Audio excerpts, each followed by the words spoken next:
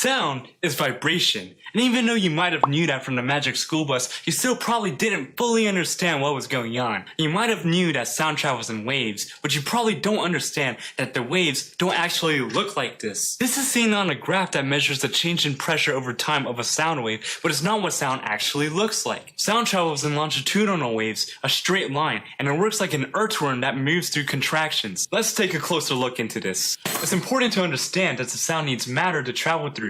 This is referred to as a medium, and the more compact the medium is, the faster sound travels. Now I can simulate those mediums with a slinky. If we pretend that the rings are like the atoms that make up matter, then we can say, hey, this is a solid, this is a liquid, and this is a gas. Apply a force on the right of the solid, and you'll see that the left receives it almost instantly. Do it the same with a liquid, and you can actually see the force travel. It got slower. When applied to a gas, it travels the slowest. Now with this said, make sure you realize that the molecules aren't traveling, but rather a force that gets carried through the molecules. Just like when you start a domino chain reaction, the dominoes aren't traveling the distance, it's the force that travels through the dominoes. So next question, how is a constant sound created? To answer this, let's look at how a speaker works. Let's say my right hand was the plate of a speaker, and the slinky is the atmosphere in front of it. The speaker would oscillate going forward and backwards. When it goes forwards, the pressure increases, and backwards, it decreases. Now a speaker does this but at an extremely fast rate. Now you can visualize how sound is a pulse through an atmosphere.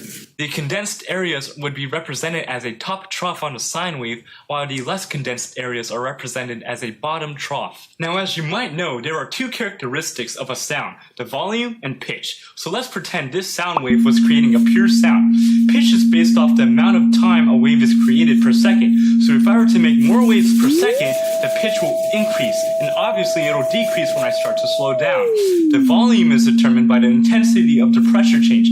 By increasing the distance my hand moves, the sound will get louder, and will keep the same pitch as long as I keep the same tempo. But hold up. Why is it when I play a middle C on a piano, it sounds differently than a middle C on a viola? Okay, well that's because there's one more characteristic of sound, and that's called timbre. Timbre is what gives a sound its color, and it's described as the overtones that a fundamental frequency has. The way you want to think about it is that in real life, everything you hear is a composite of millions of pure tones. So let's say I plucked a string on this viola. You might say that, hey, it's one string vibrating, so there's one sound being created with one amplitude and one frequency. That's technically incorrect, because it's not one string that's vibrating, but billions of atoms that are vibrating inside that one string. There are going to be billions of random frequencies due to the minuscule imperfections of the string, and though you won't be able to hear them, it's what makes the overall tone sound different from others.